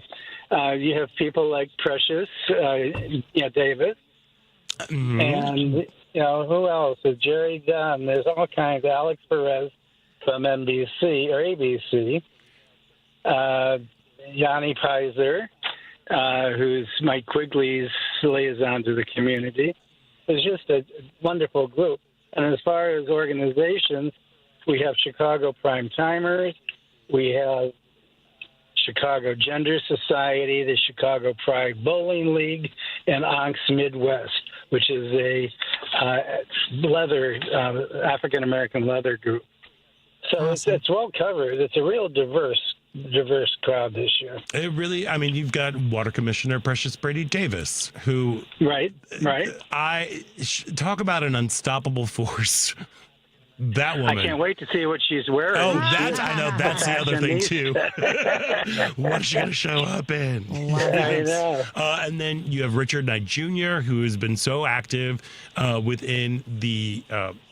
late night world, because he used to run, I think it was Limelight. Wild Chicago, yeah. The Wild Chicago, but then also he was a part of, helped book with the Reeling International Film Festival. He was a cabaret person and with his Dick O'Day personality. Jerry Nunn, who has been working in media with Windy City Times and Windy City News Group, as well as WGN, and he just shows up everywhere too. He's kind of like, there he is. It's and that's why it's such a large group this year, because we don't want to forget anybody, because we should not be forgotten. That's the big thing. That's why we do the Hall of Fame. We have to keep our sexuality out in the public so we're not erased. Yeah. And are you partnering at all with, I know Victor Salvo from the Legacy Project.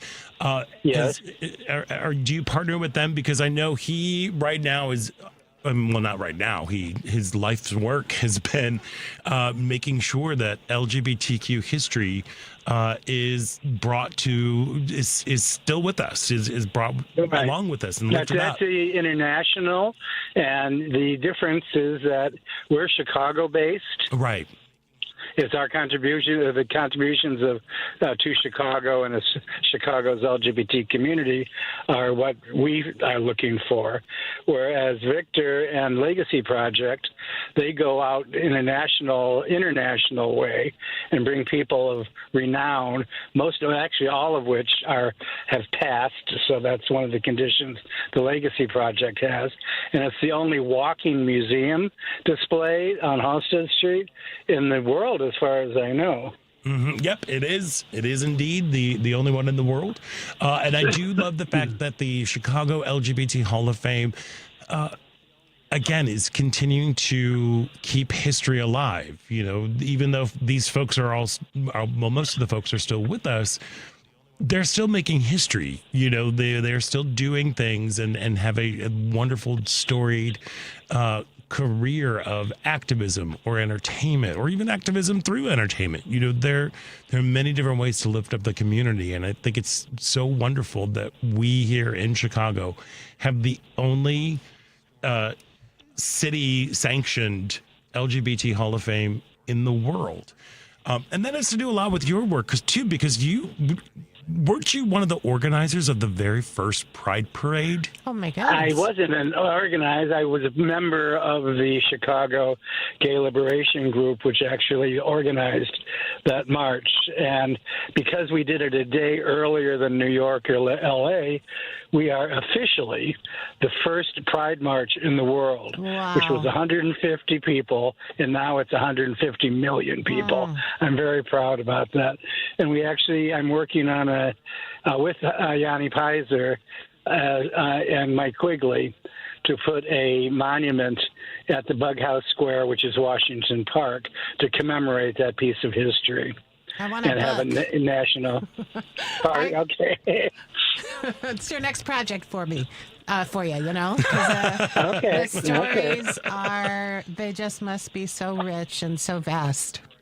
Well, we have Chicago and Illinois has such a rich history for LGBT issues. Yes. We're very lucky in this day and age to be in this city and in this state. You know, in 1961, excuse me. 1961, the sodomy laws in the state of Illinois were overturned. So we were actually the first state in the union to allow relationships between same-sex couples without fear of being arrested or, some people can be put to death in some states still on the books. Wow. So you have to be kind of careful about what you do and what state you do it in. And one thing I'd like to also recommend is coming up this next Friday, the Same-Sex Marriage Act is being considered in the Supreme Court. Mm-hmm. And if you're in love and want to get married, I would suggest heavily to go down to City Hall, get married. You can always throw the party down the line. But at least it would put a little crimp in this fight against LGBT marriage. Well said. Yes. There's a lot going on right now. Yep. I do want to revisit the first Pride Parade in the country. Can you just paint the picture of what that was like to be a part of the gay liberation movement? It was 150 kind of radical hippies back in the day, and it was the first anniversary of the Stonewall riot. So we gathered. There was no permit necessary for Bughouse Square. It was a permit-free area. And we gathered there because we didn't have to go through the process of applying for a permit.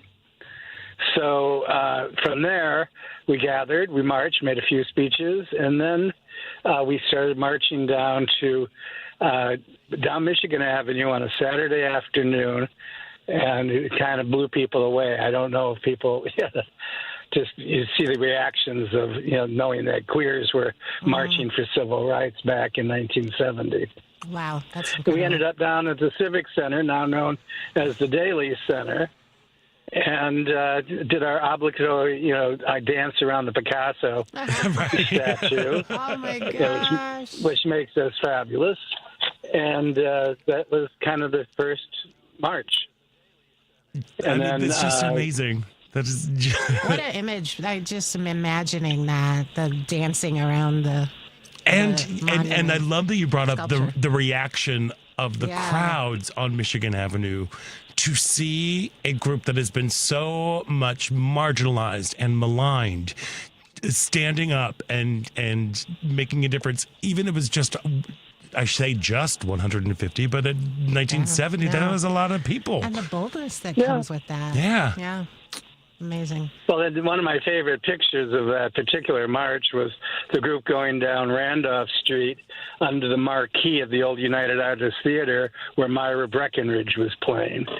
So I thought that was kind of wrapped it all up. The protesters on the sidewalk and Myra Breckinridge in the theater. Are there pictures anywhere archived, or are these your personal pictures? I have personal pictures, and you can go on. Actually, I'd have to contact me, and I'll send you some.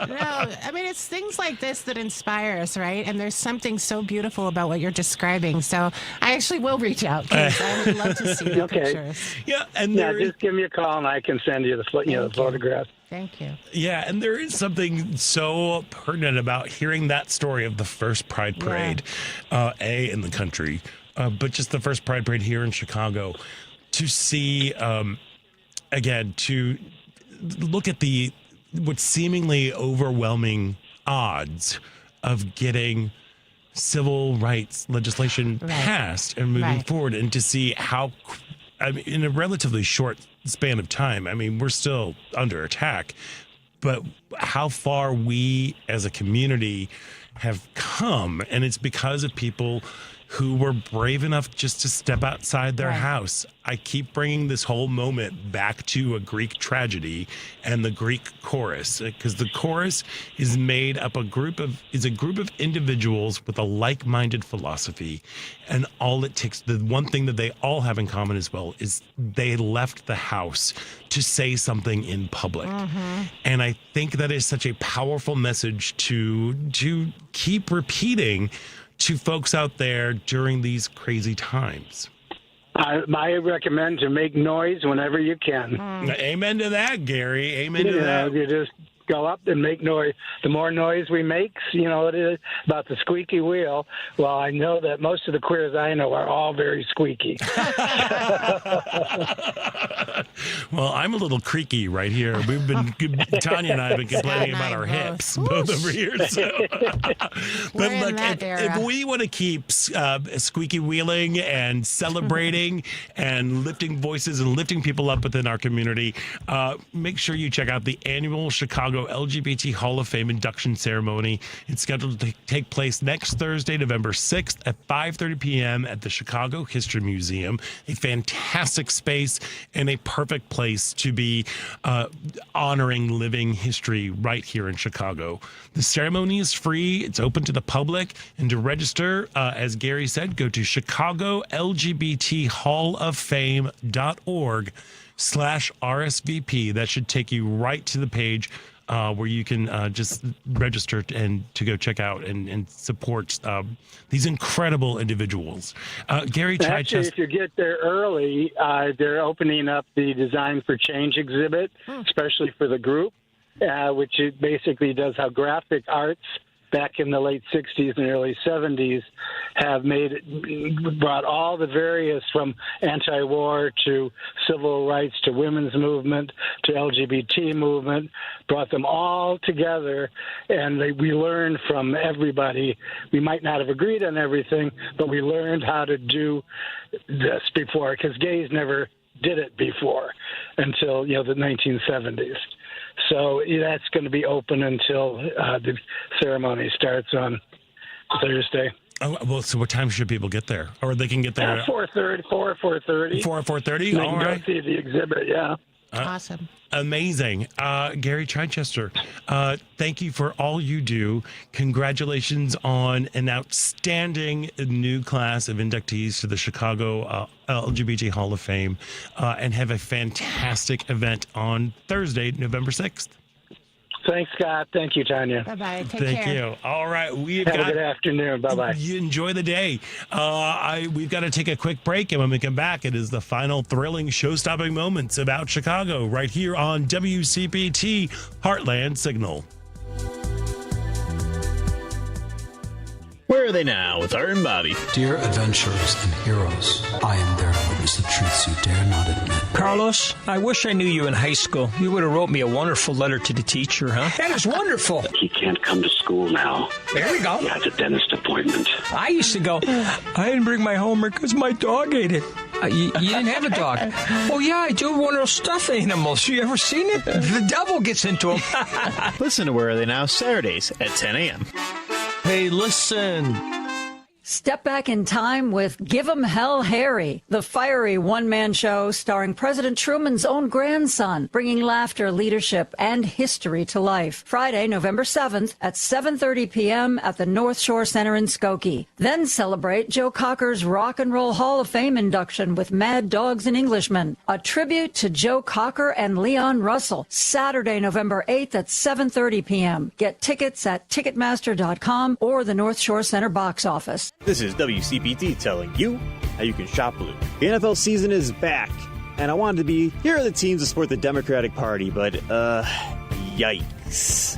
As in 2024, NFL donations to Republicans skyrocketed 7 times more from the 2020 election. And the biggest Republican donor was the Walton family. Not only do they own Walmart, they own the Denver Broncos. 83% of NFL's donations went to Republicans. So let's talk about that 17% that didn't. The Atlanta Falcons. Arthur Blank, he was the largest NFL donor to the Democratic Party, donating $1.3 million to Kamala Harris's 2024 campaign. And Arthur J. Rooney, the owner of the Pittsburgh Steelers, also donated the Democrat politicians in 2024. The Tampa Bay Buccaneers donated $3.2 million to Democrats in 2024. And the Minnesota Vikings donated $32,000 to Democrats in 2024. Is MAGA still mad about the male cheerleaders now? Because facts matter. You're listening to WCPT 820.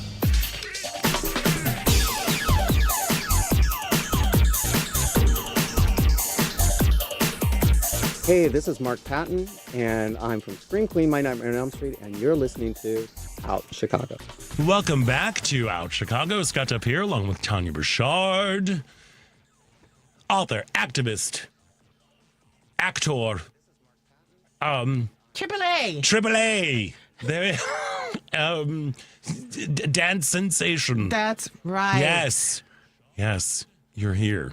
Hey, you said earlier, like at the top of the hour, you were like, I've got a story about Lori Cannon. Yes. But I just want to remind everybody that there is a celebration of life for Lori Cannon, the driving force behind GroceryLand and several other agencies, just a huge ally to the LGBTQ community. We lost her in August.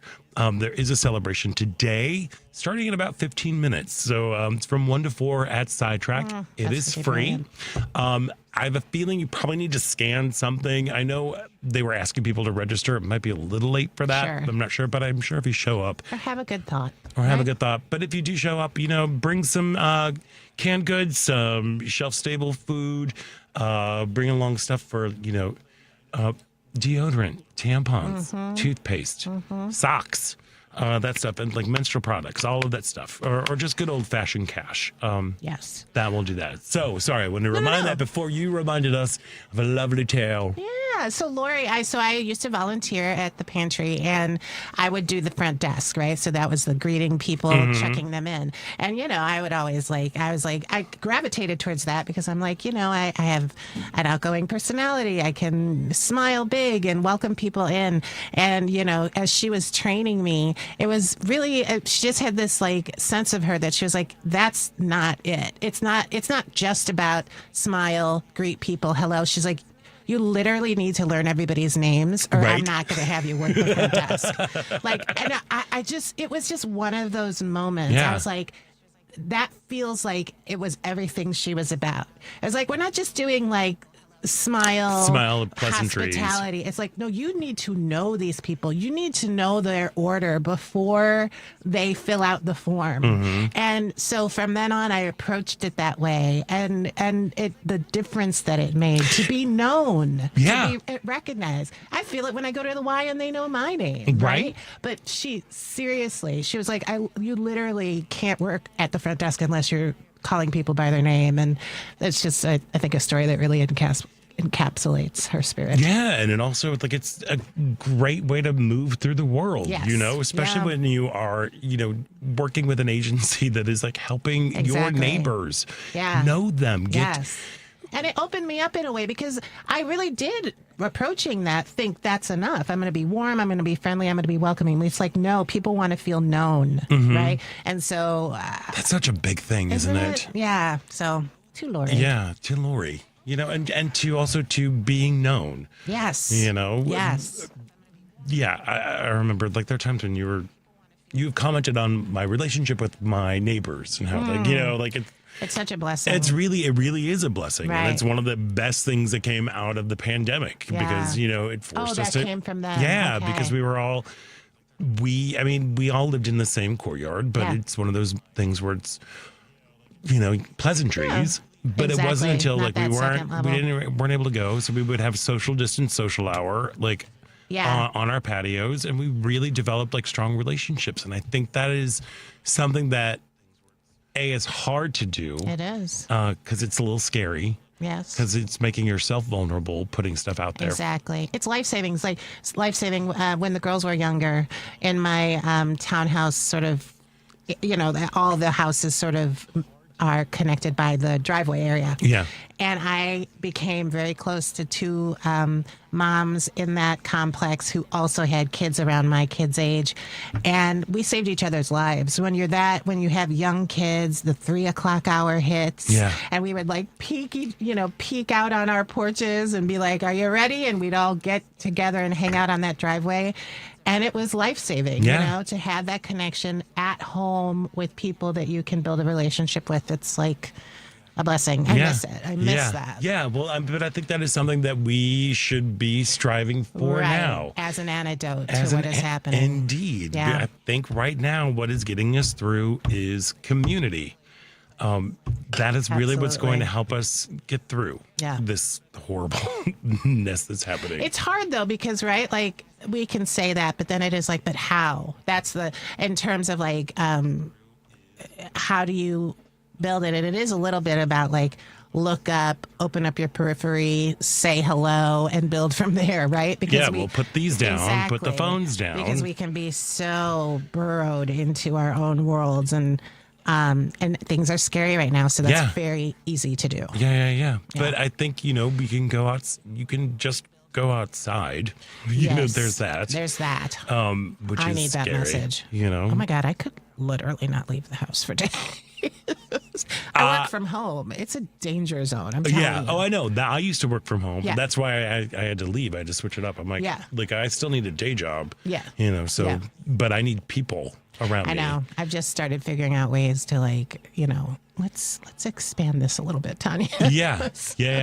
I mean, it was one of those moments where it's like, I need some folks, but there are different ways to doing it. Even if it's not like your immediate neighbors, but going and volunteering at an organization like GroceryLand, or, right there, even volunteering once a week. Oh, absolutely. Is huge. And then that becomes a community. And that becomes your community. community. In touch with people I volunteered with. Yeah. Absolutely. Years ago, I was volunteering at the Youth Drop-In Center for Horizons Community Service, which is now part of Howard Brown. Yes. And Horizons. and that was like a big thing for me. And it felt good, and it felt like there was a purpose. And I think that is going to be what's helpful for folks, again, during these times when you feel dismay, you feel overwhelmed, if there is some sort of purpose for you. Some purpose. And honestly, some regularity. You know what I mean? Which is another part of it. And just that opportunity to sort of bring yourself out of yourself, which is tough right now. Yeah, it sure is. It certainly isn't a culture that encourages that, to not be navel gazing and. Right. Ooh. Oh, yeah, I know. Let me tell you. Yeah.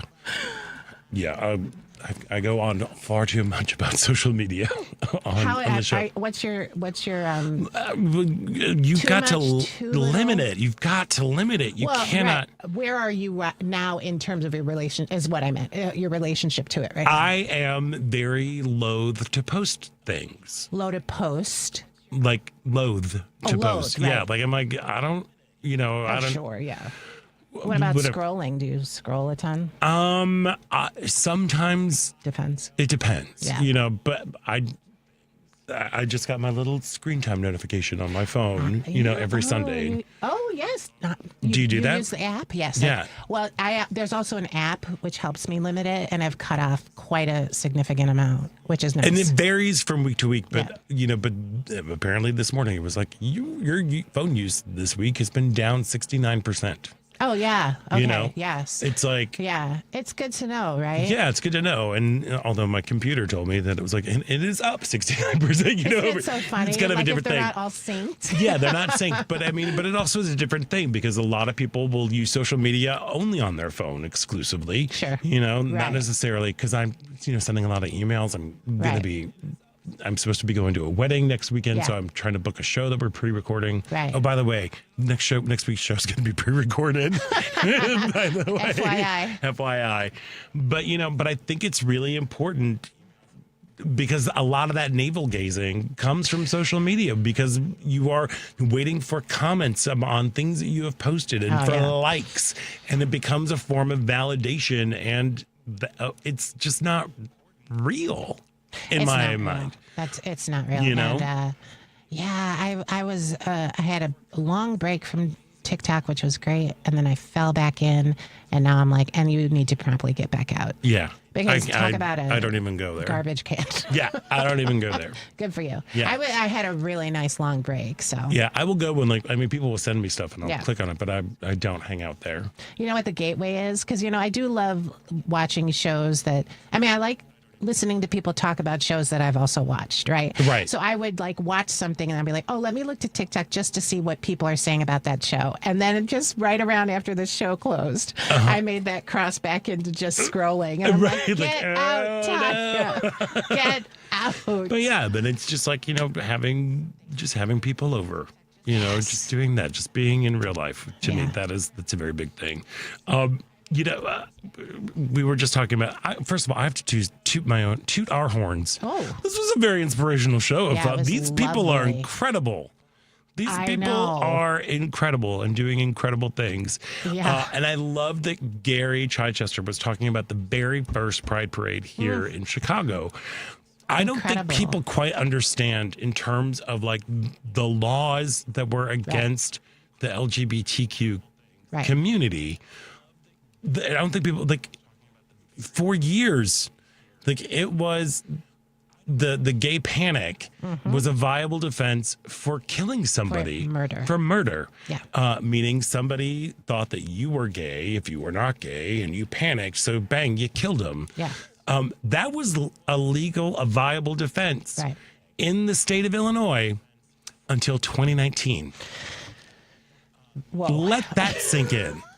Until 2019, Evanston Mayor Daniel Biss was the one who led the charge to overturn it. I did not know that. I did know that. Wow. And I have been I've been a huge Daniel Biss fan ever since then. And when I was really on his side for governor and everything. I'm happy with Pritzker. I think Pritzker's doing great, but I was Team Biss for a very long time. Something that struck me that Gary said too is just to be walking down the street, and as you said, the people watching them walk down the street marching. But here's the thing: it's for many of those people watching, it probably never even occurred to them that this idea that these men and women that their civil rights were being impacted. That probably didn't even to make a lot of sense to a lot of those people observing, because with race, clearly it's a little bit more explicit, but it's more identifiable. So that the education that they were giving people to even consider the fact that their civil rights were being violated. Yeah, that's one of the things that I love about Halloween, and I think why Halloween is such a gay thing. Yeah. Because there was a law of three objects. Yes. There was a clothing law that if you had on 3 or more articles of clothing that did not match your gender presentation, you could be arrested. Yeah.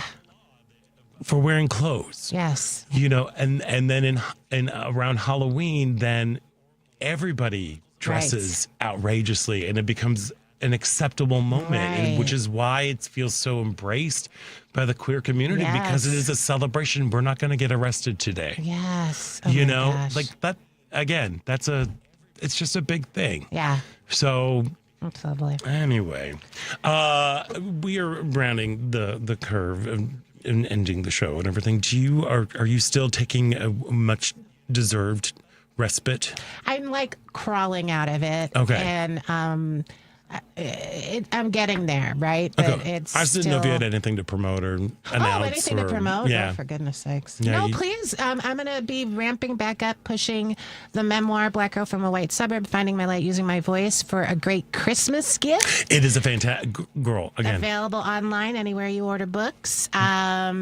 And so, yes, that's what I would say. Great, because I, as somebody who has read the book, seen the workshop of the solo show, went to the book launch party. I'm a huge fan of the book and of Tania Richard. Thank you. So the holidays are coming up. The holidays are coming. There we are. Or a gift for yourself. It's great. It's a gift for yourself. Yes. There. And with that brings us to the end of another Out Chicago. I want to thank all of our guests, Angelique Munro, Dylan Blaha, and Gary Chichester. Devin, Thank you so much Kevin. for running everything over here. Is there anybody back there? Paul. Oh, Paul. Okay. Hey, Paul. Thank you for doing what you do. Yeah, good to see you. Tania Richard, you make my life so much better just by seeing you. So thank you for joining us today. I'm Scott Duff, and until next week, stay proud.